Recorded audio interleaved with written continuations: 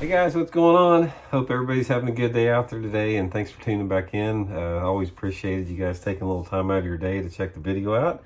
And today I got a really good finesse tip for you guys. I'm going to show you guys one of the most effective baits that you can possibly throw in any type of clear water environment, especially in the winter time. It's actually been around. This particular bait has been around for like 30 years. Very few people know about it. It's catching on more and more every year, it goes by, and it's sort of known amongst the group of people that fish it as the sperm. So I'm going to show you guys how to rig it up, how to use it, and just go over a little bit of a situation where it really works good. So anyway, before you get started here, just want to remind you guys, Friday we're going to be drawing for our monthly Sweet Baby Ray Bridgeford Sweet Baby Ray Jerky giveaway. All you have to do is be subscribed to the channel to be eligible for that drawing. So if you're subscribed, you're good to go. If you haven't subscribed, hit that subscribe button and have a chance to win that. Much appreciated. Okay guys, let's talk about this a little bit, the sperm here. If you guys saw the video I did yesterday on the craw tidbit, this is sort of along the same lines, except that the sperm to me is really effective on lakes where you have a mixed species of bass. Like you've got a largemouth spotted bass, smallmouth population, particularly on those lakes that you tend to have a heavy spotted bass smallmouth population. Places like a Lake Cumberland in Kentucky, Lake Lanier in Georgia can be real good for that. All the Ozark lakes, East Tennessee, that type of stuff, where you've got a mixed species. It's a clear water bait. It's a situation where you don't get many bites on it if the water visibility is under 3 feet. I prefer water visibility of over 4 feet for this bait. And it's a real simple deal to set up, so I'm going to show you guys how I do it here. First of all, I start out with a 1/8 ounce Okashira, Megabass Okashira jig head. This has got a real small light wire hook on it, fish head design, that type of stuff, real diminutive profile. The next thing I do is I take a Zoom. This is a Magnum Shaky Tail worm from Zoom here. And as you can see, it really tapers down to a fine point on this worm here. This is one of my favorite worms, guys. I use this thing a lot. This is a fish catching worm. But what I'm going to do for this particular application on the sperm is I'm going to take and I'm going to come back down approximately about 2.5, maybe 3 inches, something like that. And it varies. You can use different lengths on this, but I sort of like the 2.5 inch. Come in with the Okashira jig head.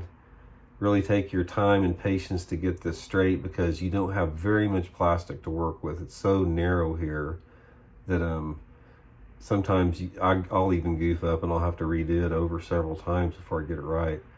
But take your time, thread it on there to get it even. Rig it all the way up, get it straight, and square it away. And there it is.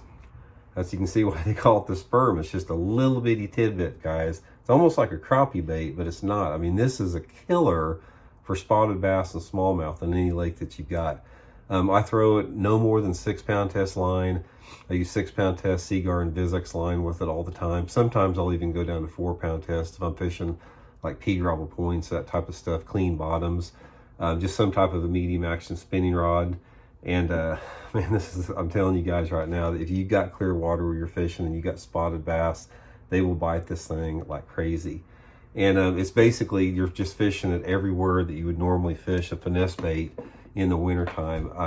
Obviously my top structure is any type of main or secondary point in the cold water. And it works good all through from October all the way up into May. If you got these situations, it'll work good. But main and secondary points, most of the time it's just depending upon how deep the fish are. They can be anywhere between 5 to 30 foot deep and that type of a thing. And just throw this thing out there and just hop it along the bottom. I usually, work it off the bottom, maybe like, 3 or 4 inches off the bottom, let it go back down 3 or 4 inches off the bottom. And you just feel them, pick it up and start swimming out with it. And I've done really good on this bait.